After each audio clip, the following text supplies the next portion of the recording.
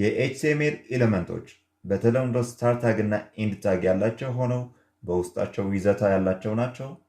የኤችቲኤምኤል ኤሌመንቶች ደግሞ በውስጣቸው ሌላ ኤሌመንት መያዝ ይችላሉ። ላሳያችሁ። ይህንን ገጽታ ኮንትሮል ቪ በመጠቀም ማጥፋት ትችላላችሁ። እሺ፣ በመጀመሪያ ዶክ ታይፕ እንበልና ዶክ ታይፕ ከዛ ኤችቲኤምኤል እንደዚህ ብለን እንጻፍ። የኤችቲኤምኤል ኤሌመንቶች በውስጣቸው ሌላ ኤሌመንት መያዝ ይችላሉ ብያቸው ነበር። እንዴት ነው? ኤችቲኤምኤል እንበል ሌላ ኤሌመንት ከዛ ባዲ እንበል እንደዚህ ማለት ነው።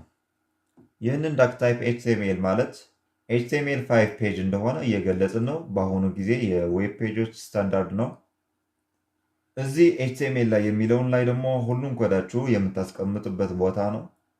ከዛ ባዲ ላይ የሚለውን ላይ ደግሞ የሄድ ኤሌመንቶች ነው የምታስቀምጡት እንደ ታይትል አይነት። ሌላ ደግሞ ባዲ ላይ የምታስቀምጡት ዌብ ፔጃችሁ ላይ የሚታይ ነገር ነው። ለምሳሌ እንደ ፓራግራፍ ማለት ነው።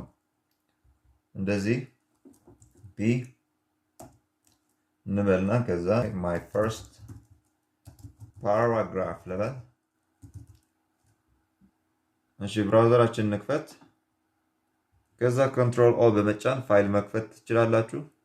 ይህንን እንክፈተው፣ ይህንን ፎልደር፣ ከዛ ኢንዴክስ ይህንን የከፈትነው ማለት ነው እንክፈተው። ኦፕን። እንደምታዩት እዚህ ባዲ ላይ የጻፍኩት ይህንን my first paragraph የሚለውን እዚህ ላይ መጥቷል ማለት ነው። ባዲ ላይ የምትጽፉት ነገር እዚህ ፔጅ ላይ የሚታይ ነገር ነው ማለት ነው። ታጎች ደግሞ ለወርኬዝ ብታደርጓቸው ይመከራል። ለምሳሌ እዚህ ፒ የሚል አለ፣ ለወርኬዝ ብታደርጉት ይመከራል።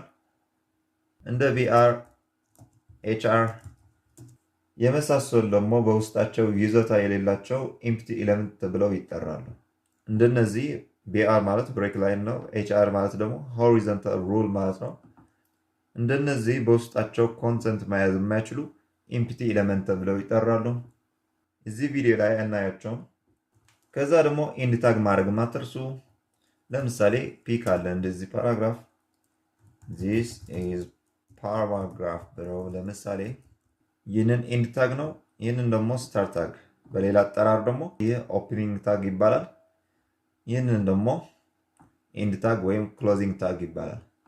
ይህንን ኢንድ ታግ ብናጠፋው ለምሳሌ መስራት ይሰራል፣ ይመጣል እንደዚህ። ግን በዚህ የተማመናችሁ ሁሉም ኤሌመንት ያለ ኢንድ ታግ እንዳታረጉት፣ ኢንድ ታግ ማድረግ አትርሱ። እሺ፣ ለአሁን ይህንን ይመስላል። በቀጣይ ቪዲዮ ቱቶሪያል ላይ እንገናኝ።